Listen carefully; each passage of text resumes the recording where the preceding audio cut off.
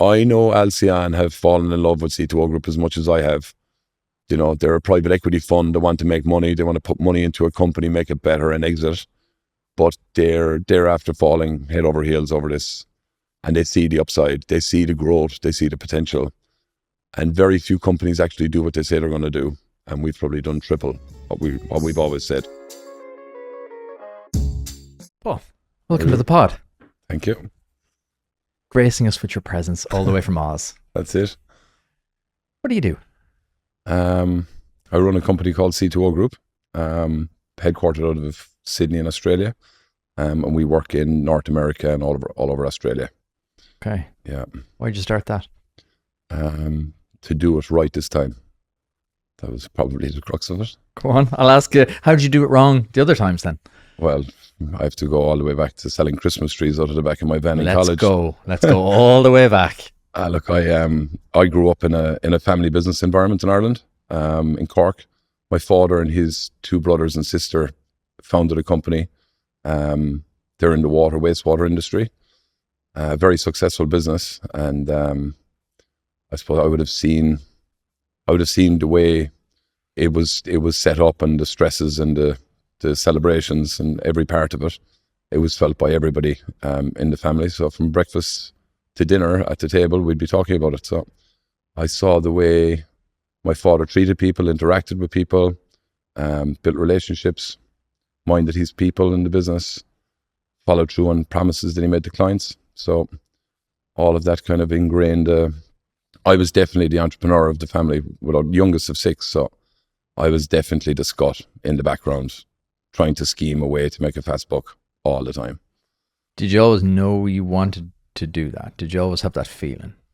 I wanted to work in the family business. I had a huge desire to work there, massively.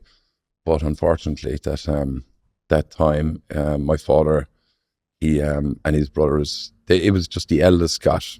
So we have 3 major family blocks, and the eldest of each family block got the top job as high up as they could. So I was the youngest of 6. I needed a lot of people to get out of the way. Right. Yeah. It's like the royal family here. Yeah. It's the Irish way, isn't it? It's like the oldest brother gets the farm. It's the very Irish way of doing it. Now, in fairness, I think my eldest brother is the right person. I think I'd be a little bit of a tsunami, I'd say, inside there. So you've got that entrepreneurial blood and you've got the fire. So what did you do then? I spent a long time struggling, I suppose. Like my leaving cert, I wouldn't have been very studious. I struggled in school, really. And I would have tried to repeat my leaving cert twice, I think. The first time lasted about 6 weeks, and the second time it lasted about a week. So I went to college I went to Waterford Institute of Technology for about 3 months doing business studies. But Christmas time, after the ski holiday with the college, I kind of tapped out. But I held on until that was over. I went to CIT eventually, doing applied physics and instrumentation, and I spent 5 years there trying to get a 3-year qualification. That's a hard turn right, isn't it? It's a hard turn right. I was on a site and I saw a guy driving a Porsche on one of my father's sites. And I said, what does that guy do? And he was a PLC programmer. And I said, where can I do that college course? You're joking me. No, swear to God. That's so I couldn't. So kids, if you're listening and you're filling out the CAO, just see who in the town is the nicest car. But he was an independent company on his own. He was his own boss. Right. And he was in demand. And it was like winning the lotto, trying to get this guy on the site for this day to code all the PLCs. So I was like, what in God's name does this fella do? And I wanted to do that. And were you technically minded, or are you just like, how hard can it be? I didn't think it through, really. It was just, he was a cool guy, and how hard could it be? But yeah, I found out it was very hard. Turns out very hard. What is that? Like, is it programming? Is it engineering? What is it? So I couldn't get into that college course, so I had to do applied physics instrumentation for 2 years, and then I could transfer to that college course. I can't even remember what it was called, but it was something very linked to it. But I ended up, do you know what? Golf was really my love at the time, and even in school or in college, like I would have been very close to, let's say, not. So we'd go through a year, and there'd be 10 subjects in CIT. I'd fail 8 or 9 of them. 50% of the marks would be on continuous assessment, and 50% would go on your final exams. So I would need to get north of 80% in every exam in repeats just to pass. So like I would have had a very small number going into it out of the first 50. But my mother would send me down to University of Limerick to, being the youngest of 6, all my elder brothers and one sister, they were very good at school and they've all got double degrees. So I would go down to their friends in UL. There's one guy, Dr. Mick Walsh, would take me in, and all his PhD students would grind me for a 4 to 6 week period. Boot camp, yeah. And I'd come back and I'd get 95% in applied physics. And one year, right? So it was in there, which you're like, yeah. But it was really just swallowing it all and vomiting it out on a page. I didn't really understand it. Right. And then I was on the cusp of failing, and I had needed to put in an appeal to show them what I'd done in my final exams.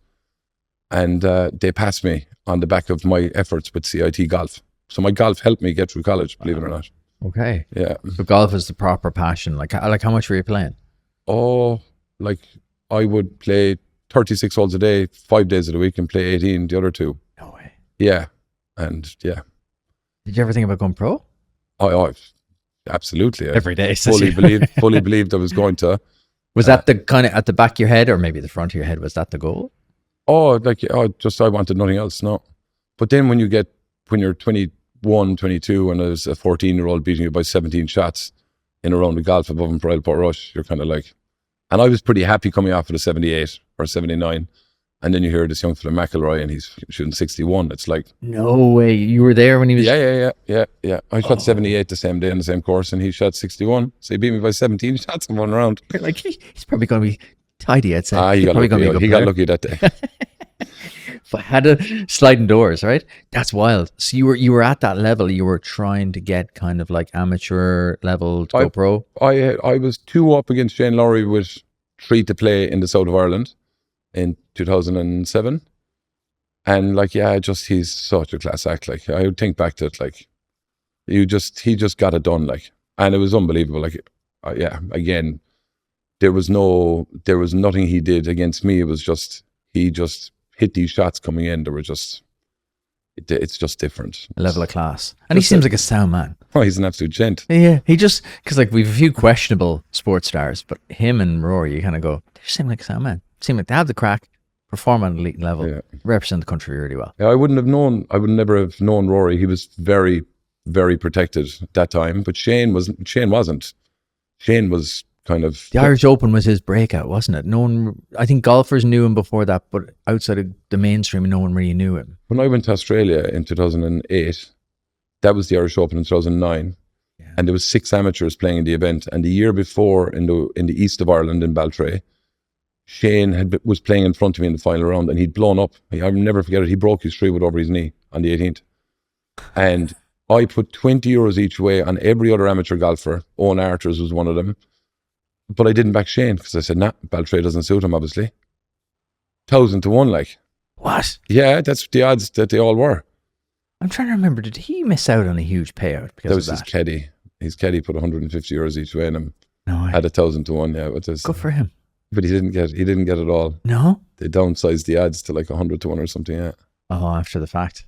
Yeah, which they can do by all accounts, but I backed 5 of the 6 and I never backed Shane. It's like... So, like at what stage did you kind of decide, I'm going to leave Ireland and go to Australia? Like, was that to play more golf? Was that to give up golf? Where did the paths diverge? No, I got on the Munster team, which was a huge achievement for me.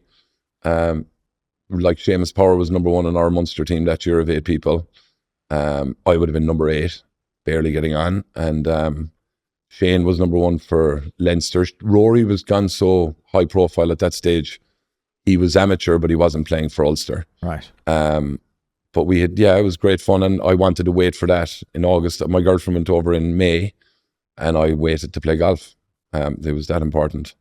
When I flew to Australia, it was to play a winter of golf. That was what I was going for. And I cried the whole way to London. Like I'd never been away from my mother for longer than a week. Really? No. And why'd you pick Australia? Because Neve was gone there. Right. So I jumped in a plane and went over. Like when the penny dropped over there, I was kind of going, wow, are you serious? This place is real. It was at the perfect time. 2008. So kind of just before the crash, was it? Or Just before, Right. I was there probably about 2 months when they said, yeah, don't come home. Everything stopped. The music has stopped. And at the same time, I was given, I might have had 20 or 30,000 Australian dollars. So I'd landed in, and then my winter of golf, I decided, it was so warm in Brisbane that time. It was just so hot. But the casino poker room was quite cool and chilled. I pretty much lost all my money in 7 weeks, 8 weeks. And I went traveling the coast and stuff, and it was good fun, but I had a major problem, which was Christmas. How was I going to survive through Christmas and have a good Christmas in Sydney with $1,000 or $2,000? It was impossible.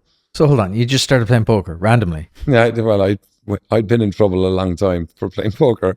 It wasn't a new thing. God, this interview is going to go someplace. I I'm know. enjoying this already. Go on. And so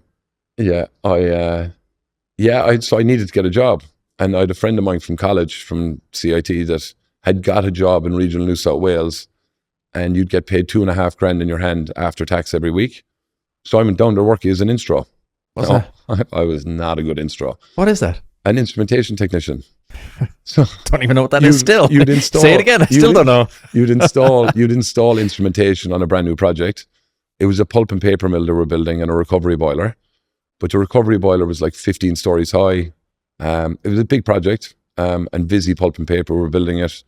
They had ABB as their major supplier and project management company. And they'd employed an O'Donnell Griffin. He was the largest electrical contractor in Australia and New Zealand at the time.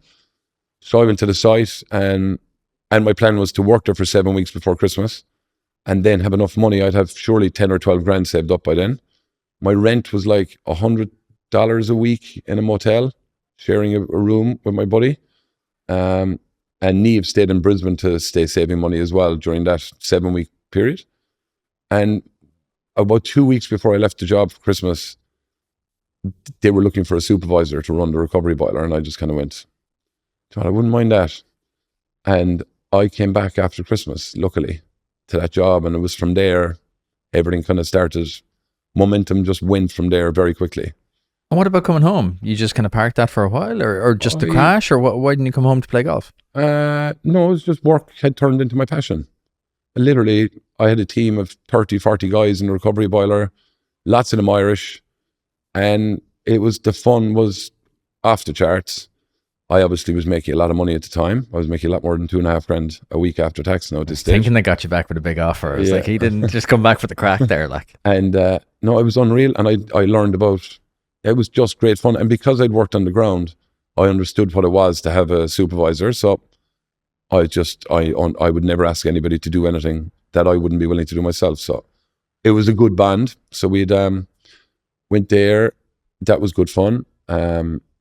But like the friendships that we made down there was just unbelievable. It was the best time I've ever had, really. So how long did you do that for? I was there for the bones of a year, really. And then went up to Sydney with O'Donnell Griffin, got sponsored. You have to kind of get sponsorship if you want to stay. So I got sponsored and went up to Sydney, working on the Rail Alliance in Sydney with Lang O'Rourke, O'Donnell Griffin and Oricon. And now I was in the rail industry in New South Wales, which it was the first private business that went in, were allowed to do work on the Sydney Trains network. So I went in there, and scheduling there was like minute by minute during a possession. And you needed to know your people by the minute, your equipment, materials by the minute. So you'd be planning for 3 months up to a 72-hour shutdown of the rail network. And what were you doing? So I was the engineer underneath the electrical engineer, trying to help coordinate the workforce, the subcontractors, making sure that all the materials are in place, making sure that all of the assets we were touching were allowed to be touched. You've got Sydney Trains had never let anybody from outside of Sydney Trains go in there and have this much ownership. So you had a big trust issue between Sydney Trains and the JV. But yeah, that was great fun. And then I found out that my girlfriend at the time was pregnant with her first child, and then the juices really started going, I suppose. It was my just cause, or my kind of driver was like, whoa, I need to stop blowing money here. Did that change how you operated? Oh yeah, absolutely, yeah. It was bananas. So then I was like, because I would have been blowing every dollar that came into my bank account. At the time, the crack was 90 in Sydney. And yeah, it's unbelievable. And The glint in your eyes, you say that. If you're not watching this interview, go for the YouTube and watch it. This is a good one. So I went, I needed to get a proper job because Niamh wasn't able to stay working. It was going to be expensive to raise a child in Sydney, especially. So I rang home about getting a job back in the family business, and we fell out over a Ford Focus and a Toyota Corolla van. That was literally what we fell out over. And the money was like 46 or 50 grand a year, maybe. It wouldn't have been north of 50. And then one day I was kind of half crying in the back, and my boss at the time said, ring this guy. He's looking for someone to work on the Vic Diesel down in Melbourne. So I rang the guy, and I was down on site a week later doing an interview. And this was the second largest desalination plant on the planet outside of Dubai, being built in Melbourne, but a 2-hour drive south of Melbourne in Phillip Island. And where the penguins are. That is a big issue at the time because we didn't want the penguins to get sucked into the pipe, bringing the salt water. But I was down on site there, and this site was, I mean, it was a $3.5 billion lump sum contract. Degremont, a French company, and an Australian company called Thiess were the joint venture. And when they signed the contract, Melbourne was going to run out of water. It was a proper drought. But the day they signed the contract, it just started raining and never stopped raining. So all the dams were full. And this company, the joint venture, were looking at a significant loss when I got down there. What, they were going to pull the project or what? No, like they were going to lose. They could have lost $5 billion there. It was just a huge problem at the time. Why the job was going nowhere. Okay, they just couldn't get it going. No, they couldn't get the workforce going. It was a very challenging location. The weather was very bad. Right.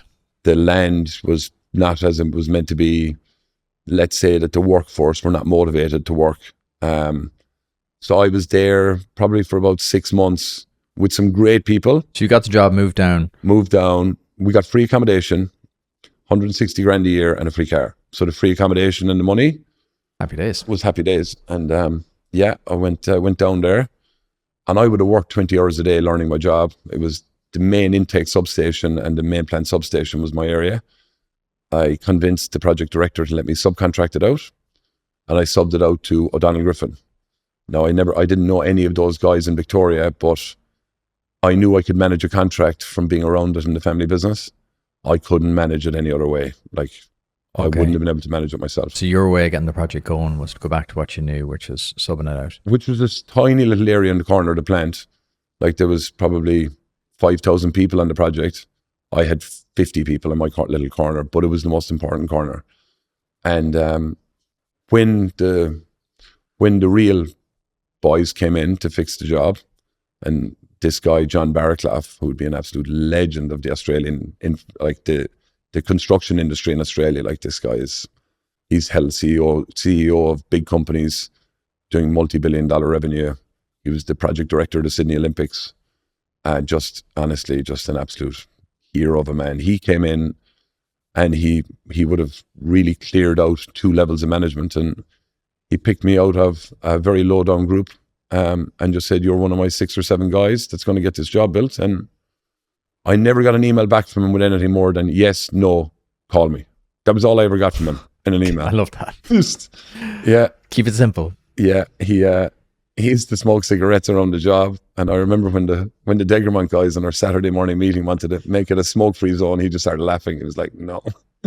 But real old school and real integrity driven. Like it was a project that needed that moral compass true north. So you've had an incredible amount of experiences there in a very short space of time. Like, did these shape how you operate as a founder?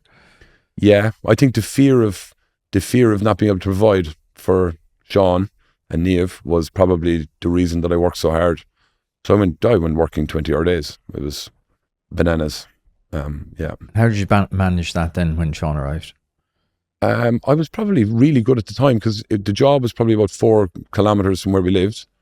So it's very good then. But when we started our first journey of setting up EPS Group Australia, and I called it the same name as our family business in Ireland, under the premise of oh, well, I'm the youngest of 6 and they put me on the opposite side of the world to get the family business going over there. Like it would have been, to get going, you can't be a brand new startup. I was either going to either that to put 2 fingers up to the family business or to kind of make it look bigger. No, I asked my father, could I, before I did, and he told me to drive on, so I did. So bring me back though, with this project here, how long were you down there? I was down there for 2.5 years. Yeah, it's a significant project. It's quite amazing. Yeah. And what came next? Setting up the business with a guy. I was at the end of that project, I was the completions director for construction and handing over to commissioning. So I was like the interpreter between construction and commissioning. And it was the first real time that the concept was used in the Australian industry anyway. So the guy I was handing over to in commissioning, John Cox. What's commissioning? Commissioning is when you start everything up. You start turning it on. Right. It's energized. It's so it's built but not live. Not live. Okay. Yeah. So when you start turning it on, you need permit to work. It's very controlled. We had 220 kV coming into a site, which is pretty significant, and then 33 kV around the project, energizing different switch yards and switch rooms. So it's very, very important that it's done by a qualified group of people that have done it before. So the guy that I handed the stuff over to in commissioning, me and him set up EPS Group Australia. So our goal was to turn over $5 million in our first year. We turned over 40. I remember going to our first board meeting, our first meeting with our accountants, and I was like, what's that EBITDA? What does that mean? And they were telling me, and I was like, okay, but like, where is that money? And like, seriously? Is that mine? Can I have it right now? Where is it? And then I started to understand about depreciation and literally learned it from like that. Yeah, it was. That's wild. Yeah, yeah. So where did the spark come from to set up your own thing though? You know, I was offered a very big job by Tees at the end of the desal, but I needed to go to Perth and I needed to do mechanical, something that it wasn't I was like, I've just worked for the last 2.5 years for you, doing electrical construction and instrumentation, high voltage. Why in God's name are you putting me into mechanical? When they had one of the biggest electrical jobs in Australia at the time with QGC Upstream on the British gas contract. But because of politics within Tees, I had to go to Perth and be minded in Perth doing a mechanical bid for Impex. And I just kind of went, I just want to tick this box now because there's another kid going to come. I'd had a fair amount of money now stashed away. So I had a couple of $1 million to invest in a new startup. And yeah, I just wanted to tick the box, and John Barclough said, "Drive on. Don't die wondering." So okay, and what was the idea? What did you set up? So when I was client side with Tees, I would ask a subcontractor for 5 electricians and 2 instros, and I want them on Monday, and I want them for 3 months. I'd come in on Monday and they'd have 1 electrician and no instro, and kind of say, "You don't need them really." And it was so frustrating because I'd have to keep explaining myself to them all the time. And I'd have, let's say, 10 different subcontractors at any given time. I couldn't I had 360-degree vision of my problems. They didn't know my problems. I just needed them to give me what I wanted and to do it in my way. And I'll explain it to them later. But no one would give it to me. There was no one in the Australian market that I could actually go, "Can I get 3 pears and 2 bananas on a Monday, please?" They would come back in on a Monday with 2 bananas and 3 oranges. And I'd be like, "Mate, I just wanted what I asked for." So that was the core of what we were setting up the company for, was to just give the client what they wanted, tell them the truth, and hire good people and pay them well. And 3 years later, we're sitting in a room signing paperwork in London, having it sold to a Scottish company that for a significant amount of money. It was an amazing journey. But yeah, I went on then probably the worst 1.5, 2 years of my life, watching, and there was nothing wrong with the way they did it, don't get me wrong, but the guy that founded Enermec, like Doug Duquid, is one of the smartest and best guys you'll ever meet in your life. Like, he's an absolute one in a generation type guy. But the business was just different to the way it wasn't in touch with the people as much as we were. So hold on, you started it, did 40 million the first year, sold it in the third year. No, did 82 million. We started in December of 2012.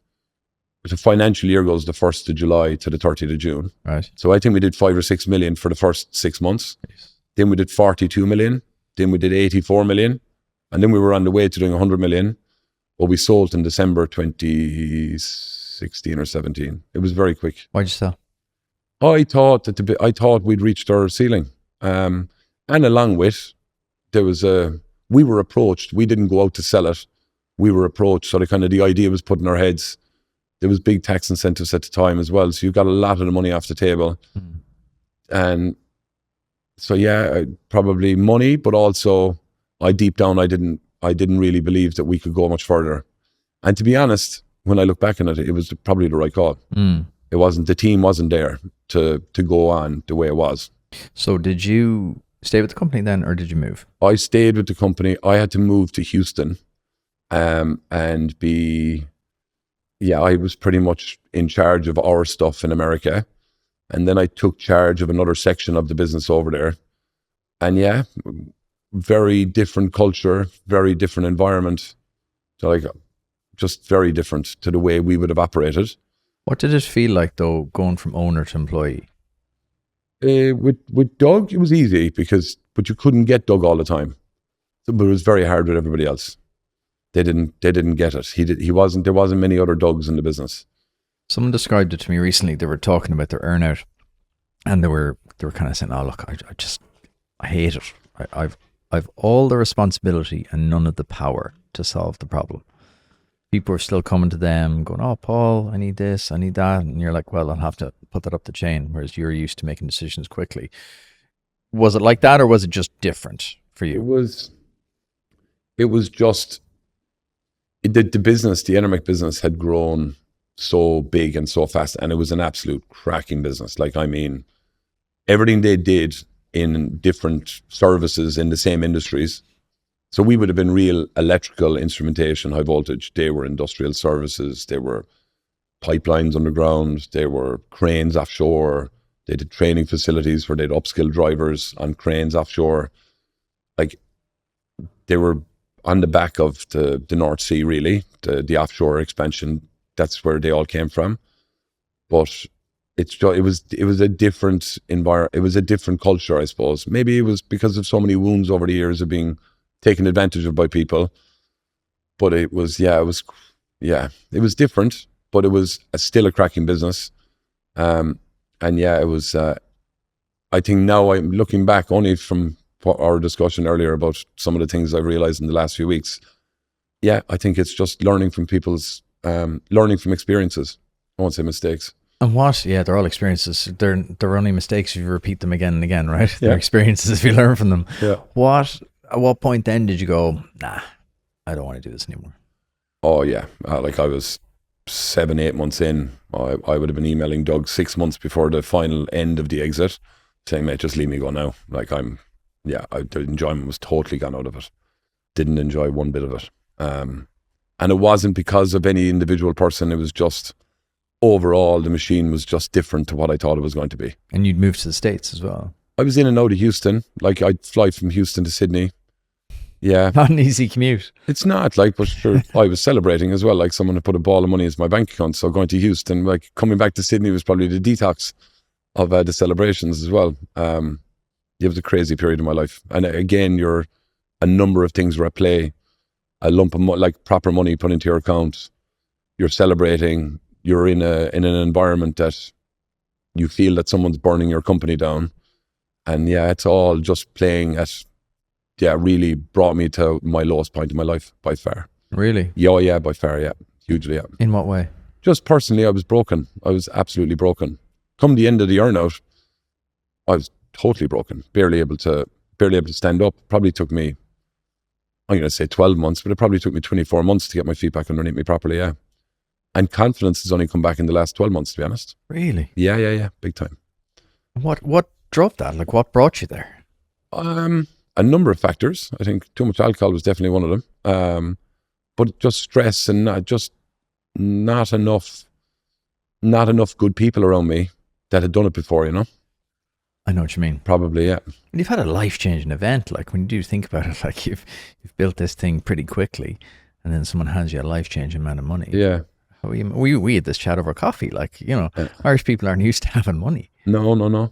It was very well put by you, actually. I didn't actually realize my father's generation probably was the first generation in Ireland to have proper cash. I think so. Like when you Yeah. think about like Ireland and its history, like it's young, like Yeah, it's an yeah, old country, but it's young in terms of like development, yeah, in terms of money, proper money. Yeah. Like, you know, this whole thing about new money. Most of Ireland is new money. yeah. It's unbelievable though. Even from where I'm from in Cork, I know Killian mentioned me and Kieran Walsh, but like Kieran Murphy from Lyre, near Nad, like he was the CEO of GE Healthcare. He went to the same school as me. There's maybe 50 people that live in Lyre, and this guy is CEO of a division of a Thomas Edison company. You know, it's unbelievable. So there's other huge players in the Irish people abroad are doing really well. I forget his name now, but the CEO of Qantas as well, like Oh yeah. Alan Joyce, Yes. like an amazing human being. If you saw some of the things that he did over in Australia, it's off the chain. Why do you think Irish people punch way above their weight when it comes to being abroad? Overseas, Irish help Irish, believe it or not. Is it the network? Unbelievable. Irish abroad are unbelievably supportive of each other, understanding of each other, and then you come back here to Ireland and it's like, what is going on? It's amazing. It's I'm not saying it's everybody, but it's definitely a very different culture than what I'm used to. When you, I was thinking about this driving in today, actually, I was really keen to get your insights in it. When you look back on Ireland now, because we're too close to be able to make an analysis of it, where do you think Ireland is now, kind of like economically, even from a perception basis abroad? I think the abroad Irish workers coming in, the craft are all painted with the same brush of they won't be in on Monday, right? That's just you're painted with that brush, which is probably a very valid thing over the years in Australia, that the work did go on the piss so hard on a Saturday and Sunday they wouldn't turn up to work every Monday. Even still, is that still? They'd be painted with that brush, yeah. Wow. It's getting rid of it. But abroad, like companies love the Irish engineer, supervisor, project manager, because their just work ethic is just like, even a guy that goes to Australia, I think it's the weather and everything else. Just people are not vicious or malice in any way. A lot of good Irish over there, and the best tends to get sucked out of them. And compared to the local Australian engineer that has grown up surfing every morning, and it's about life for them. It's not about work. I'm in awe. I'm actually envious of the Australian friends I have. And at 5 o'clock on a Friday, even if the bombs are going off around them, they can just walk out the door without a care in the world. And they come back in Monday morning at 8 o'clock, and it's like, right.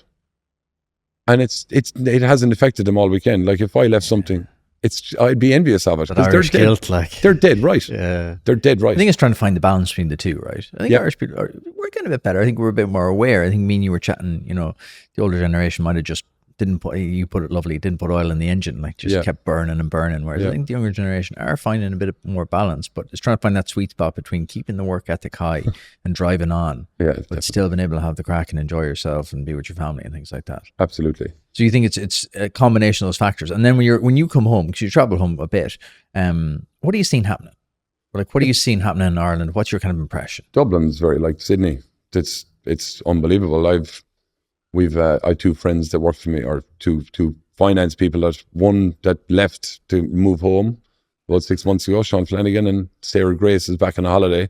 So I met them last night up here, and it's like being in Sydney. It's probably better than Sydney, the buzz at the moment. Cork is kind of like that, not as much really, not as high level, but outside of that, Ireland's just, I spend all my time in Lahinch when I'm here, as much as I can, and it's an amazing part. Ireland's got a huge potential if it just did a few things better, you know? What are those things? Let's solve it right now. Let's get you elected. No. Everyone's running for president. You may as well have a crack. My past will be dragged up. They'll dig too deep. What would you do? Like if you're like, right, if we could just implement, because you've been all over the world, right? You've seen best practice in the US and Oz and here, everywhere.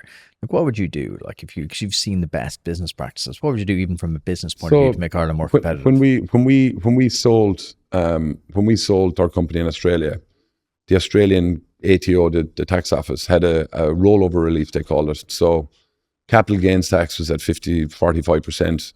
So if you held the shares for longer than a year, you got a 50% reduction in that. But then they had an extra rollover, was that if you bought a business within a year before your exit, or after your exit within 6 months, it actually came off another 50% relief after capital gains. So If you bought another business, yeah, so what it did was it kept the smart business people in the business, that's clever. in the game, Yeah. which is unbelievable. So it might have been one of my business partners, but they both bought farms, and one of them bought a couple of laundromats. And do you know, but they now all of a sudden they're inside in new business lines that they wouldn't have been in, and they were still involved, which then makes them stay in the game for when they're ready, they kick back on again. That's huge. Yeah, huge. We have an issue with that here in Ireland. Like, go on ahead. I think the pensions, they call it superannuation in Australia, but you shouldn't have a cap on your pension, because that's once the smart people hit their pension ceiling, so what are they working for? You know, That it's is an another one. I think and I don't know if this is happening here or not, but there's some really key guys in the Australian construction infrastructure businesses that would join the government as senior advisors and kind of take control of it. I don't know if that happens here, but it's very public knowledge in Australia. So like Nev Power would be one of them. He was very high up in Leighton and Tees. He's with FMG Salomon, with Twiggy Forrest, and he has been a senior advisor straight after COVID. He was in making sure the businesses were taken care of. They're very proactive like that, hugely. Yeah. So it's like, it's a country that's, it's a unique place, Australia. It's amazing. I'm sure America was like it back in the day. Is that home now? When I land in Sydney, it feels like I'm landing home, yeah. But it's not home. Like my bed is still at home. My parents' house, it's my room. My nephew, bloody, was inside my bed the last time I went home. I was like, what is going on, man? Get out. So yeah, it's, no home. It's amazing. I love it here. I love it here. But I wouldn't like to, I don't know how, I don't think I'd ever have been able to start a business here, ever. I don't think I would have got through that threshold.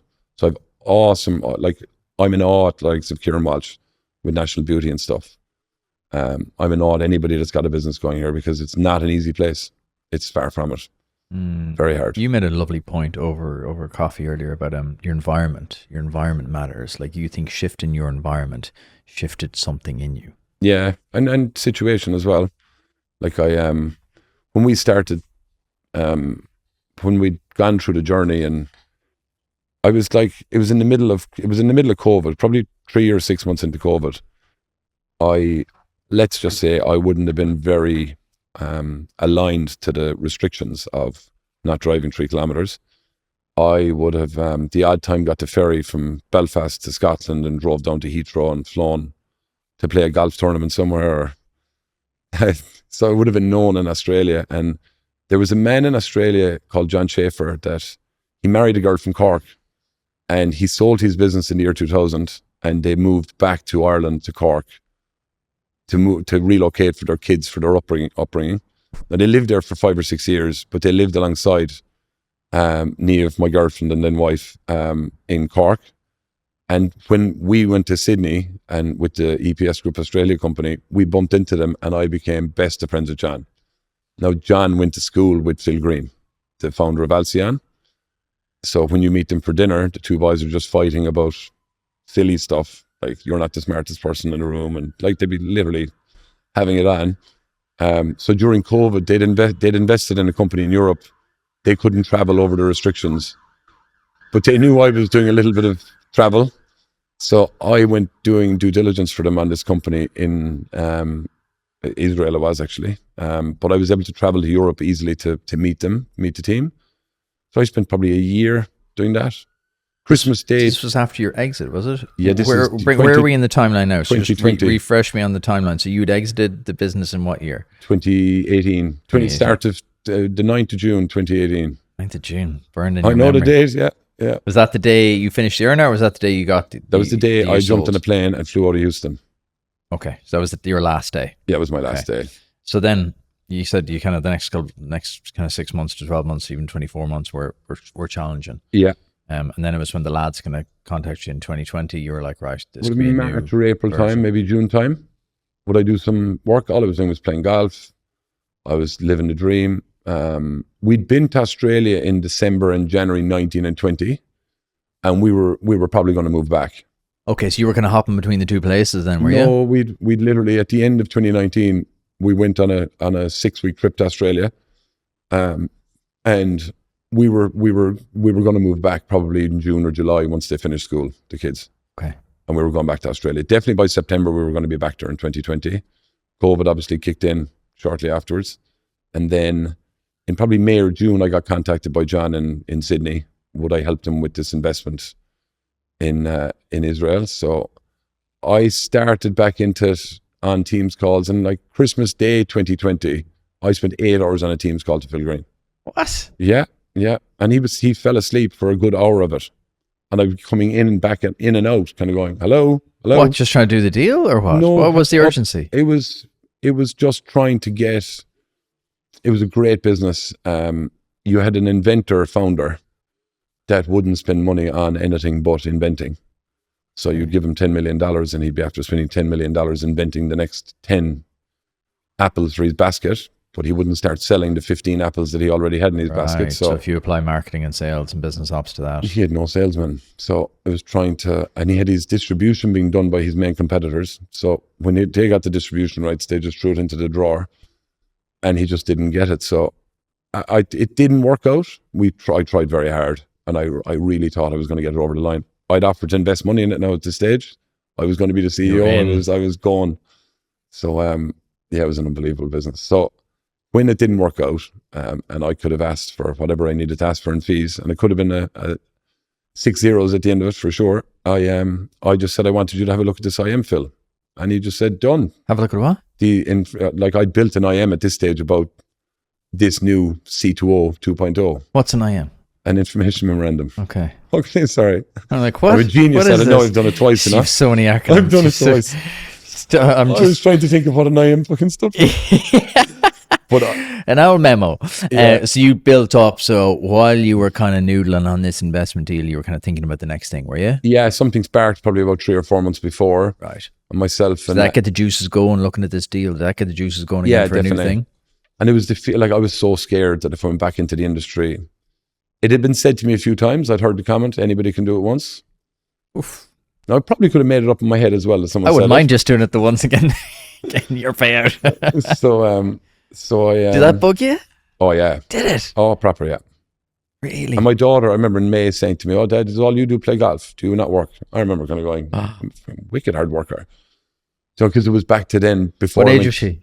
She would have been 5. Okay, wow. She's very young, yeah. And back before I went to Australia... 2 years, she would have been 3, yeah. I was known as the guy that never worked. So the messer. So then I was like, went to Australia and I worked. All that past trauma is coming back to the fore again. I can work. So yeah, I went pretty hard, yeah.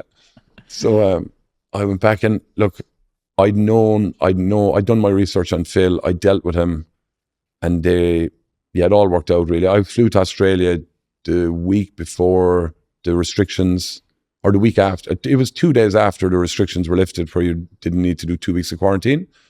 So literally I was taught I was doing 2 weeks of quarantine in Sydney, but then they lifted it. So I got in and got out, and I spent probably 2 months there getting the deal done.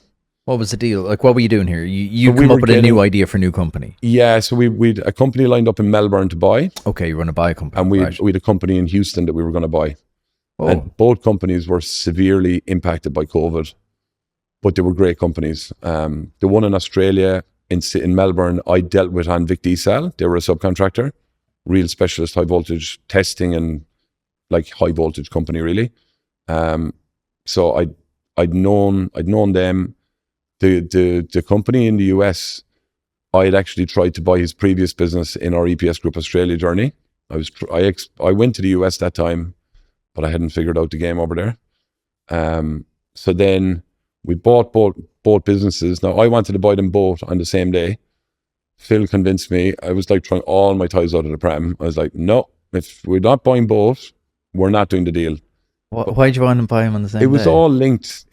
I find it hard to get what's in my head out the right way, but it was C2O Group needed to have the link between Australia and the US. It was critical to the whole plan. Right. It takes only one breach, One single click to take down your entire business. Imagine your life's work gone like that. Cybercriminals know this, and they're targeting companies like yours every single day of the week. Nostra's Cloud Shield 365 is built to stop them. With Microsoft Business Premium, advanced threat detection, and 24/7 monitoring, we protect your data, your people, and your bottom line. Don't leave it to chance. Visit nostra.ie today. That's nostra.ie today, and see how Cloud Shield 365 keeps your business safe. Before we dive into today's episode, I want to share a game changer for your business, Azure Communications. When it comes to print and marketing solutions, these folks, led by CEO Jenny Johnston, are the real deal. Whether you need an eye-catching brochure, sleek business cards, or a full-blown digital campaign, Azure Communications has you covered. They're not just about high-quality prints or digital campaigns, they're also about delivering great results. And here's the best part. Just for listeners of the Entrepreneur Experiment, you can get 20% off your first order. Just give them a call or go online and use the code VOX20. With personalized service and fast turnaround times, Azure Communications will help you make the impact your business deserves. Trust me, when it comes to making your brand stand out, Azure Communications is the provider of choice. Check them out at azurecom.ie. Use code VOX20 and elevate your marketing game today. Explain to me in very layman's terms what your new idea was. To build the exact same business that we had in EPS. However, get the right partners in place and the right management team around me. Right. And employ people the right way and do it better and get full trust throughout the business. And why did you want to buy the two companies then straight away? Because I needed a start. I didn't want to start from You zero. do want zero. Right. And we got the businesses very, very cheap in the scheme of things. COVID had impacted them. At the time, you remember the world was ending. You're like, look, I think we'd forget. I think we've all had a bit of post-traumatic stress after COVID. We all just kind of walked away and went, that's grand now. No scars, no trauma. Just walk away, continue the world as normal. Sure, like, we've just buried a lot of that kind of stuff at the back of our minds. Like, it was mad times. This is the end of the world, sure. Yeah, we had put, from my previous business, I'd learned these things called a call and a put option. So we'd actually put a call and put option in place with both companies in mid-21. So it wasn't even, we were trying to buy them in March. The deal was done. All we needed to do was get the Alcyon funding in. So we had certainty. And by the time we were buying the businesses, the world was starting to change back to normality. Okay, so the prices were going, rebounding. What had happened in Australia, especially in Victoria, was everything stopped. Like, it went to a proper standstill. So every project stopped. The government were loading in new projects, trying to make sure that they re-energized the country after COVID. So that would all have been in my head when I was kind of, hang on a minute. So you could see the picture kind of falling into place here. You're like, we went to zero. Now we're going to try go back to 100 in the space of a really short space of time. I need to be positioned there to take advantage of it. And my main competitors were the company that I'd sold and two split half companies that had set up, my past employees that had set up. And yeah, there was a good just cause. Let's go back and play the game. I was very nervous though. Were you? Yeah, very nervous. I totally underestimated how hard it was to get a deal over the line with a private equity fund. First time I physically dealt with a private equity fund, and it was very tricky, like total underestimated. So you had to learn all that. Yeah. What were the key things you wish you'd known before? Not to buy two companies in two different regions at the same time. On the same day. Yeah. Even 3 months apart nearly gave me a nervous breakdown. I think just knowing that when you go to a law firm about M&A to act for you on a deal like that, you have to get someone that does it 5 days of the week, all the time. Not a guy that does wills on a Monday, Tuesday and does. But seriously though, it's a mistake I made trying to get a cheaper deal. Right. I dealt with Jeremy Liebler from Arnold Block Liebler on the sale process of our previous company, but his price was 200K and this guy's price was 30K. And we were a startup. You don't want to waste money, and how hard can it be? And yeah, there you go. It ended up costing 300K. Buy cheap by and Jeremy, 10 times. And Jeremy was the one that did it in the end.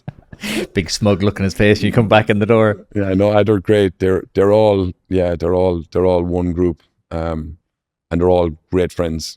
So you bought these two businesses, set up the C2O Group, and you're back in the game. And yeah, but we'd set up the structure with myself and Alcian were the two money inputters. And then we had another group of like 6-8 people behind us.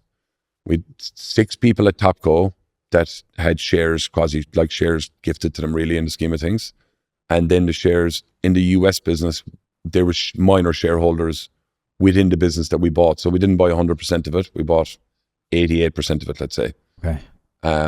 Did you have to raise much cash for these purchases then? No, we did it all for about, there was a couple of working cap facilities and stuff like that, but hard cash raised probably $14 million. Okay. Yeah.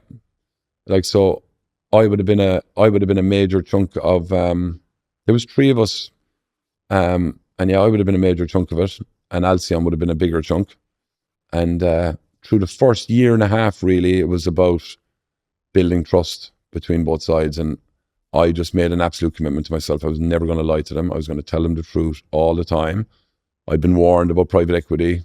There'll be bad stories, but I just said, you know what? I'm going to go into this now. Moral compass true north. Tell them the truth. And if they want to be bad, they can be bad. And that's the way I went in, and it was the best thing I've ever done.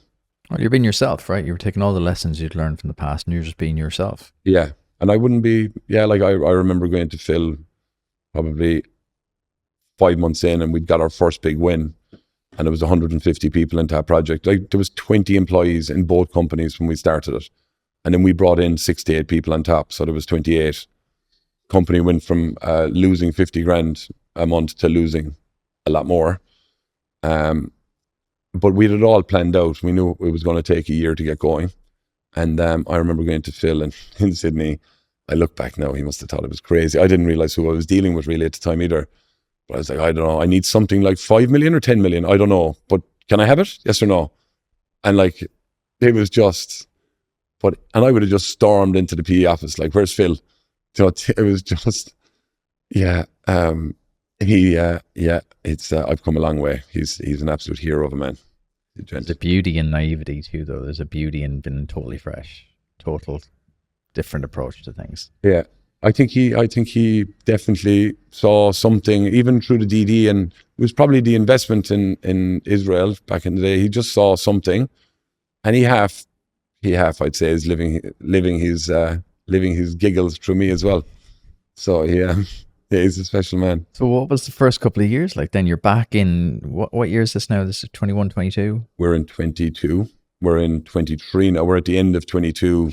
Okay, so it was losing a good bit of cash, small enough team. You brought it up to 28. It was losing a bit of cash. What did you do? So it was just about winning work, and it was about getting a chance off a client. And that's what all it is. It's just trust.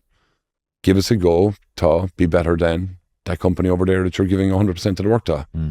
So you get a bit and you just keep delivering and you get good people. So you're back doing the same thing you were doing before. Yeah. The same role. Yeah. But you've got a company now in the US doing it and a company in Australia doing it. Yeah. And the US, I'd learned, my contacts in the US at that point in time were way stronger than they were in Australia, because I'd spent 2 years in the US. So I'd been out of the Australian game for 5 years, really. So it was like our non-compete finished in February and we bought the first company in March 22. Like, it was literally the following day. I think 12 days into March we bought it.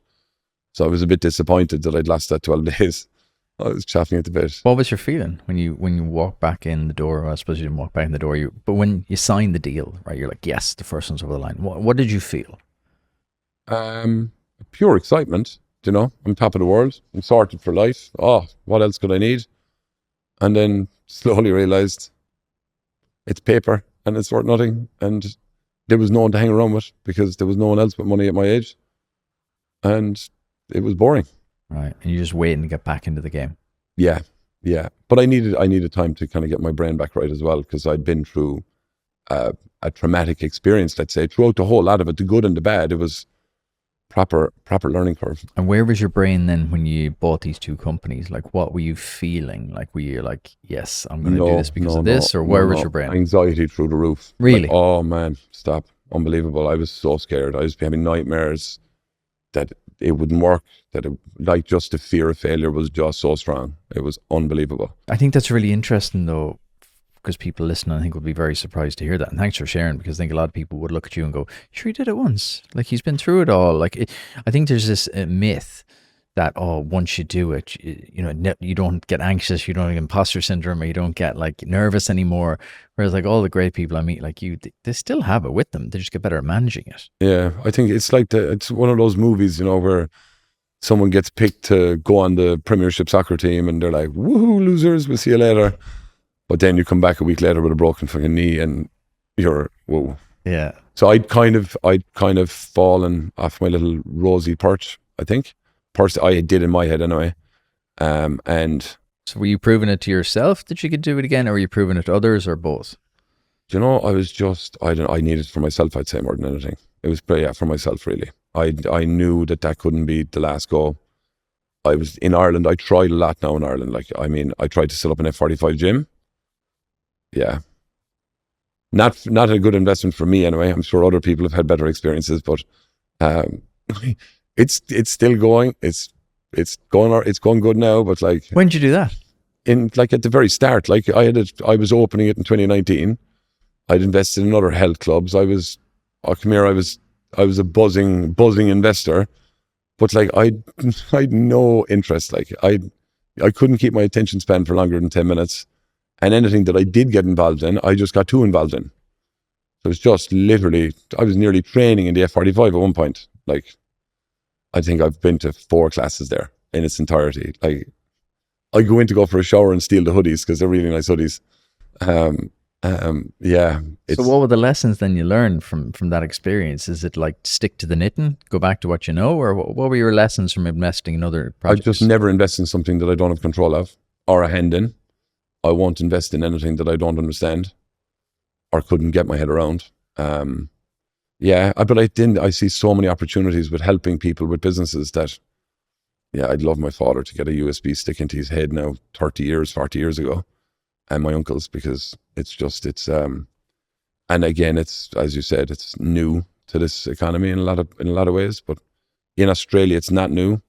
They're on 5th generation now, and they've learned how to do it wrong and they've learned how to do it right. And they probably don't understand what the 15th generation is going to need, but they definitely know how to get to number 5 the easiest way now, because there's a lot of people that have done it the wrong way, and a few who have done it the right way. So if people are listening to this, and we have a lot of founders who've maybe sold a business recently, or are on the verge maybe of selling their businesses, what would your key things to remember? The key things you wish you'd known the first time around when you sold? I think you're told a lot of advice, but you don't listen. You think you know, but you don't know. That makes sense. It kind of goes in one ear and out the other. When the pupil is ready, the teacher will come. I heard that one recently. I'm like, okay, that makes sense now. It's the experience. You must surround yourself with the right partner at any given time, and there's the right partner for everybody's different part of their journey. So if you were a family business handing down to the next generation, I would get a private equity fund involved that didn't want to take a majority, that wanted dividends to be spat out to them. It was a pure cash play, but they brought experience and advice on how to build your business into, like, I'd give them a very cheap multiple on the way in. And if anything above that multiple or anything above that EBITDA from when they come in to when they exit, they might get 3 times more of a multiple on the way out. But there are PE funds like that, I've learned, that are long 4th and 5th generation families' money. They're ultra high net worth, that literally have PE funds set up, and they leverage the experience of their family to get into businesses like that. And they don't want to do anything, only do right by them. They want to give them the advice. They want to make money along the way, and they want to share in the upside while you're on the learning curve. It's better to have 50% of something than 100% of nothing. I think the other thing is I would never give my kids a business, ever. They can do whatever they want. They can grow it themselves or build it themselves. And if they want to get involved in it, they can beg for it. But like, they'll have to do a number of things to get into our industry, and they must be aligned to the values of what we're doing. I felt like I was a loser because I didn't get into our family business. You should never put that onus on a child, I don't think. So what age are your kids now?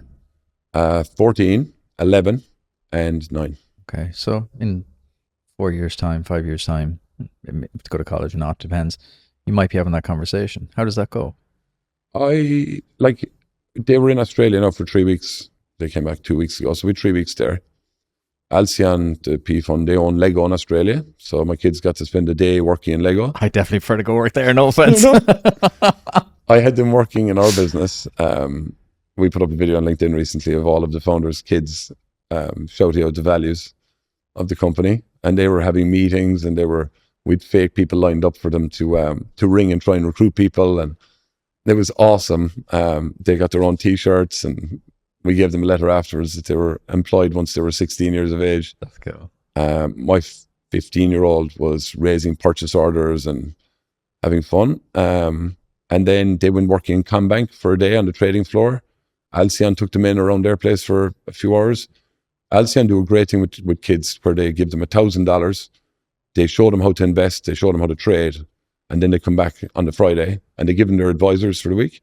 And then they come back on a Friday and they're told where they went right, where they went wrong. And I love that. It's brilliant because it's exposing them to everything. And if I had my time back, if I was to do the perfect role, I would have gone working in a Goldman Sachs or a Citibank or a HSBC in the fund investment, an investment banker type training. I'm blown away by seeing some of these people inside an Alcian, 26 and 29 years of age. And I mean, they are light years ahead of me, light years. So what would you like your kids to do then? Is it join the family business, go off and do their own thing, to get a job? What would you like them to do? To not worry about work or being a winner or a loser until they're at least 30. Like, just go in, enjoy your life and have a ball. Like, they'll have to work, and obviously, but don't have any concerns about getting serious about anything until you're at least 30. Go and enjoy yourself. Yeah. That's all right. No, but like in a good way though. Like, yeah. they must. How do you think you balance that though? Because like they're going to come into a very different situation. Obviously you came up in a very successful family business as well, but different time and different situation, whereas they're going to come up with you, very modern, very switched on dad. Like how do you kind of keep them balanced, I suppose, is the question. Their mother, Niamh, is definitely the balanced person. I'm a disaster. Like I can't say no. May, my daughter, says she doesn't even finish the word can, and I'm like, yes. I'm the same. My wife just shakes her head at me. She goes, I thought you'd be the strict one. You're the soft one. Did you just buy him an iPhone 17? I'm like, yeah, like you said to get him a phone. I was like, I meant a brick phone. So the 1 terabyte one was a bad idea. Look, but how do you manage that though? How do you think about that? Because you're going to have that kind of decision soon. Like, I think up to the age of them starting work, it's not me, it's Niamh, unfortunately. Okay. I can't. But once they come to work, they can do whatever they want. It's just, I think that world of private equity and the work ethic, the culture in a good one, the culture has to be right. The learnings are just through the roof. And once you've got that kind of all-round legal, financial, commercial, yeah, the world's your oyster. You can do whatever you want. Yeah, it could be incredible training. So then bring me back, because we flash forward quite a bit, bring me back to your kind of 12 months in, you're learning, you're getting some new business into the new company. What happened? Like, because obviously we're sitting here, spoiler alert, I know where you are now, but like, what happened? We just kept doing the same things, the right things. And we started getting trust on a few projects in the US. We started to get a lot of wins under our belts in Australia. And as you get bigger, it was the foundation of the company. I was adamant we were going to get the best people no matter what that we could get. Didn't matter where they came from. It was all about setting a culture and an environment for everybody to achieve the best they could achieve. I'm not going interfering with somebody. I was there to help them. Our offices, I would every day tell them, you're an overhead to the business. You're a cost to the business. The only people in our business that are important and make us and keep me in a job and you in a job are those people out in those sites. Don't ever look down on them. They are the core of what we do. So we set up a transmission business where we brought huge transmission jobs in Australia. We pretty much have 120 Irish and UK and Canadian guys doing 9 weeks on, 3 weeks after Australia. So we'd meet them at the airport. We'd take them to the hotel. We'd get them their driving license, we'd get them their bank accounts. We upskilled them to get all of the qualifications to be able to work in Australia. But that took a year and a half to get through the RPL process. But we took them through their white card and all of that kind of stuff. And we built trust. Like, it's hard. There's a few of them from Kerry. There's 20 or 30 of them from Kerry, and you can't catch a cute Kerry whore, like, you know. But we've built trust with them over. So they'd fly out for 9 weeks, work like hell, free and accommodation, then off you go for free 3 food, weeks. and then they fly back to Ireland for 3 weeks. And then back out. Yeah. That's unreal. And then lots of them have moved into relocating their families to Australia, and we go above and beyond there. I'd like to hope we're still doing it, but we'd go above and beyond. We'd help get their families out, get them their visas, and then they do 3 weeks on, 1 week off. And then some of them have even moved their families to where the project is, and they work 56 hours a week. Like what you did back in the day. Yeah. So it's all gone full circle. Yeah. So, and we'd have massive trust built up with them. And that's kind of... How do you build trust? I think following through on what you say you're going to do and never lie. And we've never lied. We've always been very moral compass true north. There's been a bit of a communication breakdown in the language between Cork and Kerry, for sure, at times. But no, I think, you know, if you can create an environment for people to put their hand up and say, I've made a mistake, or I can't do it, but I can do those 3 parts, but I know who can do those 2 parts.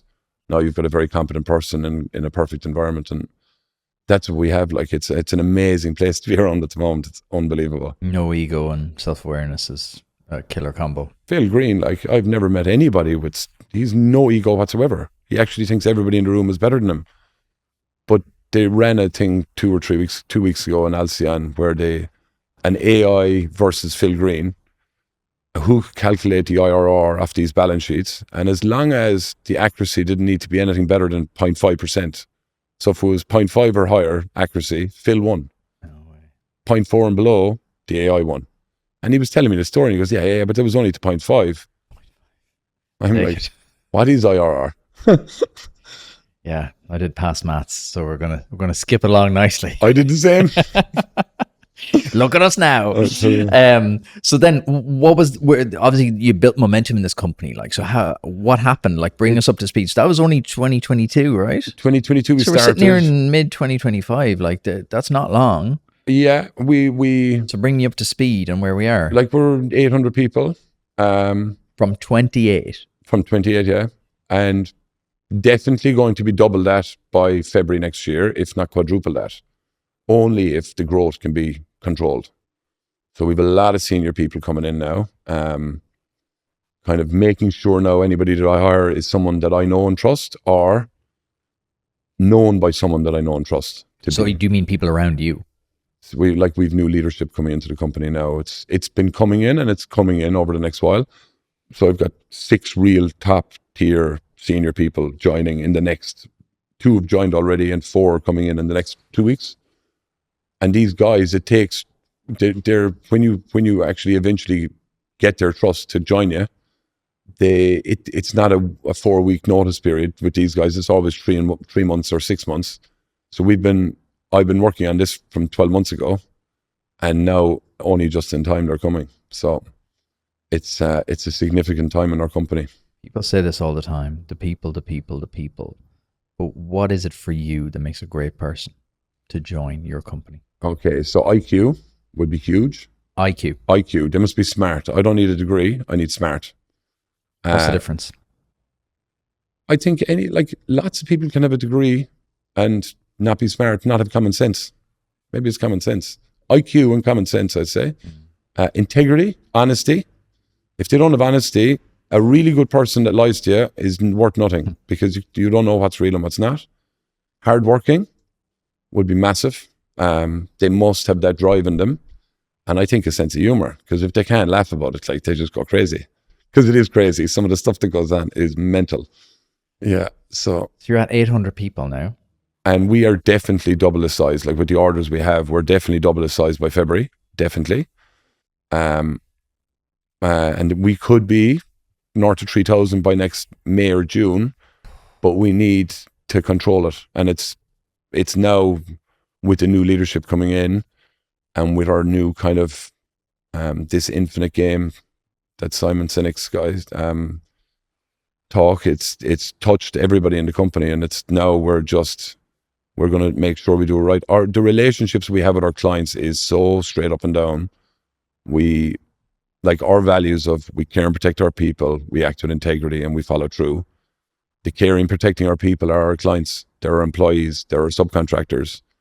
Telling them the truth and being integrity driven is huge, and we follow through. Is if we say we're going to have 50 people on site next week and they're the best 50 guys they can get, if we can't get them there and we find out 3 days before, we act with integrity, we tell them the truth.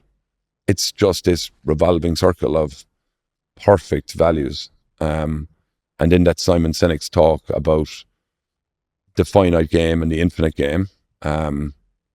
It's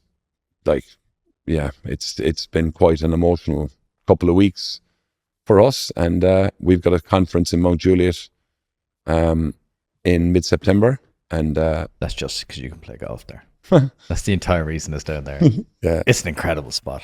It's a beautiful hotel. Oh, it's unbelievable. Phenomenal. It's amazing. We went there for my birthday 2 years ago, I think. Oh my God. It's one of the most beautiful places I've been in Ireland. Yeah, and the people down there are unbelievable as well. The hospitality. It's unreal. Because you go to some nice hotels and it's quite stuffy. I don't like that. No. Whereas you go down there and you're like, it's beautiful. And there's welcoming. Oh, yeah. We went into reception. Our daughter was only a year and a bit at the time. And straight off, they're like, hold on. They go in and they get the little Mount Juliet puppy and they bring her out. Yeah. Like, this is for her. This is Juliet the puppy. And you're like, oh, wow. Unbelievable. That's just little touches, just warm hospitality. It's a great spot. So what's the conference then? So the conference, it's when it was arranged, we did one in the Blue Mountains in March 2024. And then we were going to have one every year. But in January 25, I would have said, right, we're having it in September. It was perfect timing. I knew where I was with the leadership team. I knew where the work was. You're still scared of organizing something 6 months out and you might have no company. Like the fear of failure was still very strong. Still? Oh, unbelievable. Unreal. So... do you feel it now? Oh, yeah. I do, but it's becoming less because there's stuff happening now and there's work being won that I'm not part of. Where up to that point in time, it wouldn't have. So I would have been across everything. What do you want this time around?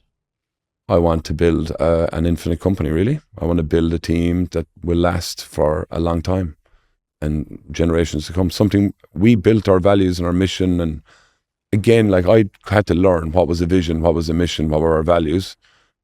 But it's just to create something that we're proud of. That was what we all wanted as founders. We wanted to create winning partnerships with clients that disrupted the industry. There was no becoming the world's number one in HV testing. It was never like that. It was just about winning partnerships, trusting relationships that disrupt. And that's where it was all came from. And when you look at, and I see Simon's infinite game, it's just like, wow, we've been actually doing this all along without knowing it perfectly. Like I've got a call with him on Monday. I'm on the third call. He's a big sum of money to get him for a day. It's like a huge sum of money. Like Simon Sinek? Yeah. You have a call with him? No, I'm on the third last gate and so I've pitched 2 people so far and I've gotten out to the last guy before Simon and I want a donation of his time. Whether that's a 15-minute video or a 1-hour video or in person. To work with you. On our summit. Because I believe amazing. If he actually sees what we're doing and what we have, if it's a theory, I don't understand if it's a theory out of him yet or if it's a suggestion, but we've got everything that he's talking about in its absolute bubbliness.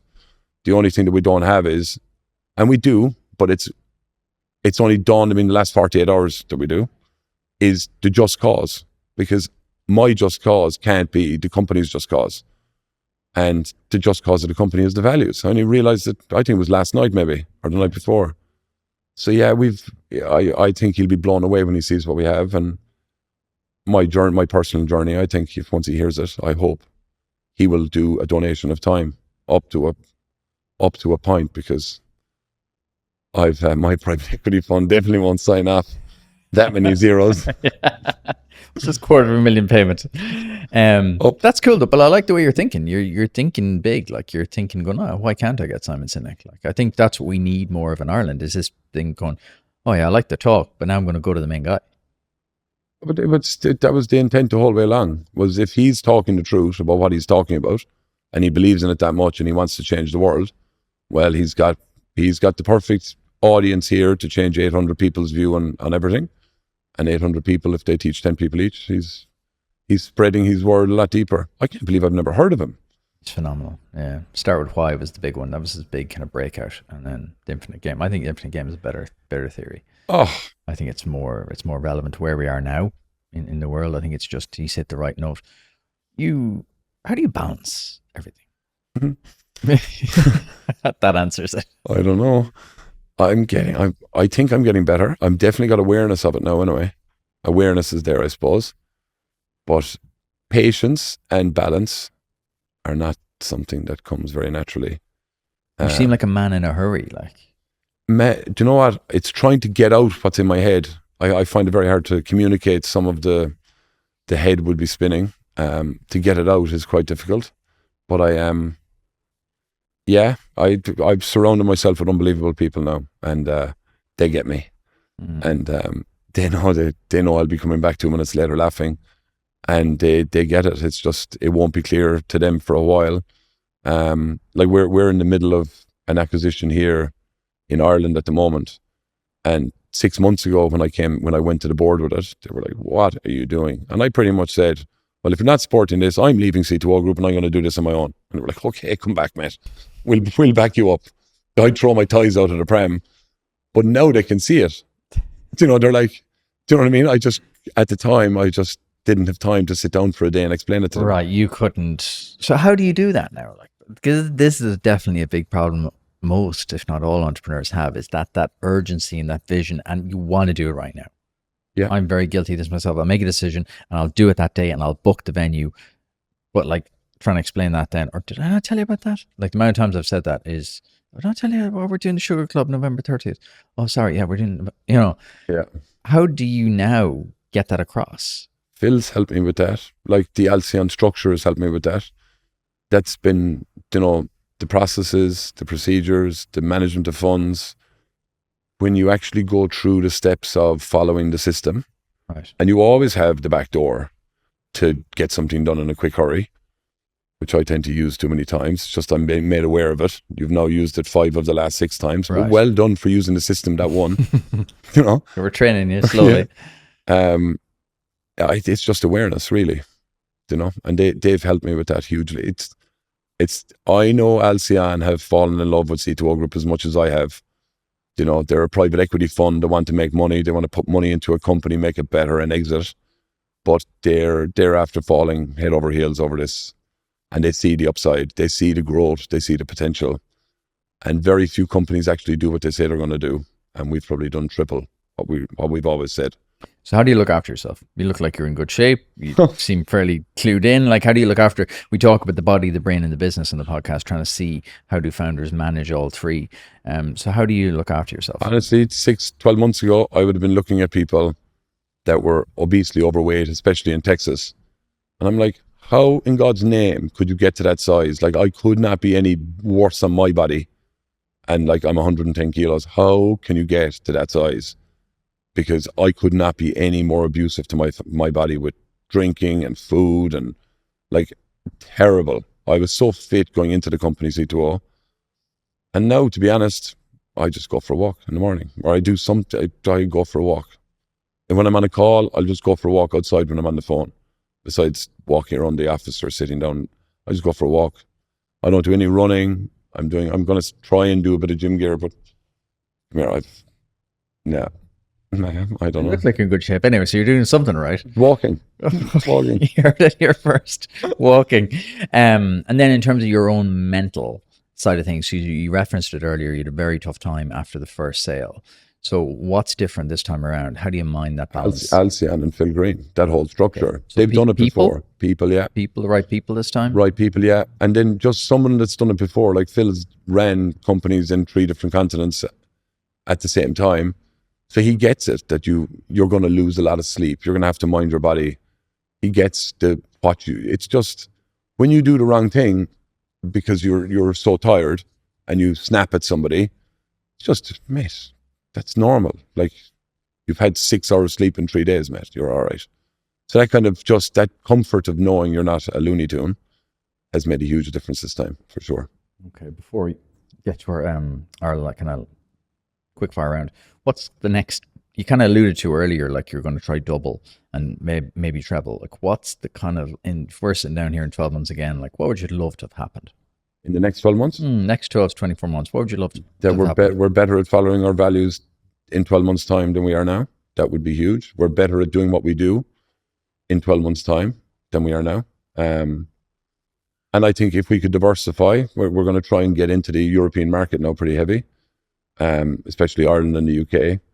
Just that we enter that better than we ever have with any other region. So, yeah. Okay. Quick fire round. Huh. What book has had the most impact on you? I've never read a book.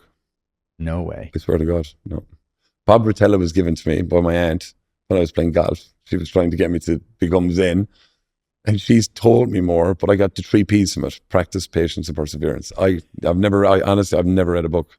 I love that honesty. Thank you. You didn't just bullshit and go, oh, I really love whatever. Fair play. I don't think I'd remember the names of the 3 books that I'd have to bluff you on. I think that's why I backed out of it. How do you consume information? Because you clearly take in a huge amount. People, conversations, like that podcast now.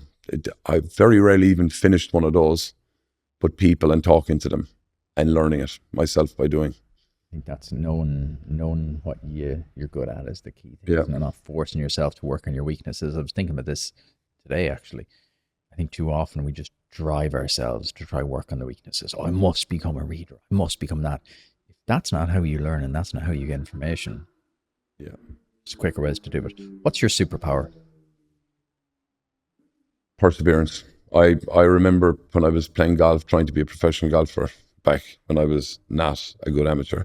I met a guy staying in Carton House in a B&B, and he was a professional golfer on the European Tour playing the Irish Open. And I asked him at the breakfast table, I said, how the bloody hell do I become a pro golfer? And he said, it's simple. Practice more than me, and eventually you'll get better than me. But he said, if you're going to find it very hard to be better than me, I practice for 10 hours a day. So I literally have that superpower in work. I will work nonstop. That's my only superpower, is my work ethic, my engine, I suppose. It kind of alludes to the same thing. What's a daily habit is the key to your success? A daily habit? What daily habit? What do you do every day you think is the key to your success? You probably alluded to it there. Just being open, like people will laugh now when they hear this, but in business sense, I am the most self-aware, the most honest person on the planet, and I am very open about my flaws and learning from them. Continuous improvement is definitely something that's I would every day sit back and kind of go, that doesn't feel right. That doesn't feel right. Oh, you were a donkey there today. What'd you do that for? That would be a good self-awareness. Yeah, in business, yeah. So what entrepreneur or founder do you think everyone should be looking at in 2025 to learn from? Entrepreneur. I just in my head there. In Ireland, I think the likes of Kieran Walsh, the likes of Cash, just anybody it doesn't matter if you've one person in your business or 1,000. It's the same stresses. It's probably harder with one than it is with 1,000 because you don't have a finance team with one. You don't have a commercial team. There's some special brains in Ireland, like the likes of Kieran Murphy now from GE Healthcare. Like he was the CEO of that company. I think it was making $2 billion a year that time when he was CEO. You've got the likes of Barry English with Wintrap. You've got Donald Slattery with Avalon. Eugene Murta. You've got my father. You've got unbelievable entrepreneurs around. Kieran's dad, Dennis, like his story's probably way better than Kieran's. So don't mind Kieran, actually. Get Dennis in there. There you go, Kieran. You're off the list. Your dad's in. Get his dad in. Like, it's an unbelievable story. If he tells you the truth, this is a guy that, yeah, like, the story I've heard, I've never tested it with him actually, and I should, but the story I heard was that he was a storeman made redundant from a company, and instead of taking the money, he took the stock. And that's how he started his engineering supplies business. So if that's true, it's pretty impressive. Great start. Yeah. Right, I'm going to give you €1 million. You can invest it in one company or one person. Who Who are you investing in? I'd invested in our company, C2O Group. That's a okay. wussy answer. Give So me a then- proper answer. so Someone then- else. Anybody that's being mentored in C2O Group right now to be a leader in, because we are going to start diversifying and people are going to start drifting into private equity world. Any of those people, I would, because I know they're going to be after taught it the right way. Or if Barry English was doing something, I'd definitely. Don't think he needs the You won't cash, to be fair. You want to love me. If you were starting from zero again in 2025, what would you build? I'd definitely get in something with AI anyway. Drone inspections with AI. Right. I think that whole world. I think cosmetics like the Botox and the hair removal and all that kind of stuff. Flying. Barber shops that are. I was getting my hair cut in Cork last week. I was investing money in your man's barber shop rollout across Ireland. What else? See that addictive nature of like investing in different things. And I do can you know see what? it there. Anywhere that I'd go that I'd find an unhappy workforce that's making money, I would go in. It doesn't matter what it's in. It's just, I was in a hotel recently, meant to be a 5-star off the charts hotel. I could not understand, even if you tried to put the pawns and the chess pieces on the table, any more wrong. Like the king was being positioned near Dublin outside. No. Kildare? No. Okay. You just couldn't put a group of people in the wrong place at the wrong time doing the wrong thing anymore. Like it was just dreadful. But I definitely get in I'd set up a hotel right alongside them because you'd know. Buy it out. Easy. What do you believe that other people would find weird or strongly disagree with you on? I don't have an office. I walk around. I literally talk to the people every day. That are doing the work, and I rang someone 15 minutes before I came in to remember those 3 questions. What were they? And I don't have an office. I walk every day. I talk to the people. I throw my backpack in any office I go to. I throw my back. They joke around and they put my name outside the boardroom. That's my office, the boardroom. Service free. Yeah, I don't have an office. I like that. Yeah. What has been your best investment? Probably the help that I got after the last exit, when I was really down and out, investing in the people that helped me get my head back. Was the best investment I ever made by far. Do you mean advisors, or do you mean professional help, or what? Yeah, personal help. Yeah, was probably the best thing that I've ever done. What's been your worst investment? There's been a lot.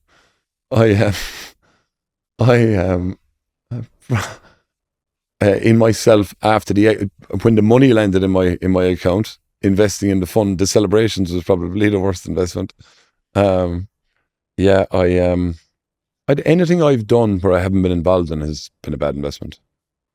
Yeah, There's a lot of scam artists out there. Like there's a lot of cheating going on out there, and I'd believe I'd be a believable person to an entrepreneur because I'd have a soft spot for it. So when you hear the struggle, it's like, oh man, I'll give you money. Is it cheating or just incompetence? Cheating would be a lot of it. Yeah. Really? Yeah. Cheating. And then again, you can't get a cat. You can't ask a cat. Like if I ask a cat to bark, I should know that the cat can't bark. So I'm wrong for asking the cat to bark. So I should have known. But how do you know it's a cat in the first place if you can't see it? Exactly. So don't invest money in it until you're sure it's a dog. Fair. Yeah. I think that's quote of the year. What has been the best bit of advice you've gotten in the last year?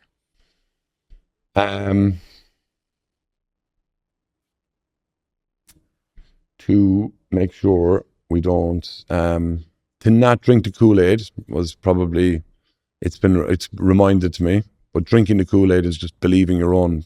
Are you actually drinking and swallowing your own crap? Are you bullshitting to yourself? So are you swallowing the Kool-Aid? Yeah, and if everything's going your way, make sure you're not on the wrong side of the road. So it's like continuously pull yourself up and make sure, whoa, are you getting carried away in the giddiness here now?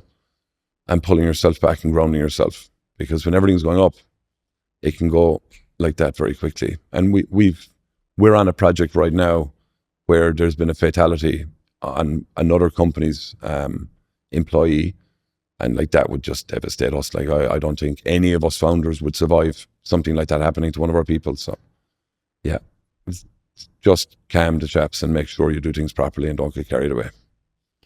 Where can people learn more about C2O Group and yourself? C2ogroup.com. We're on website, but LinkedIn is, we've started doing our media campaign and it's really good. It's brilliant. Yeah. It was an absolute pleasure. Thank you so much.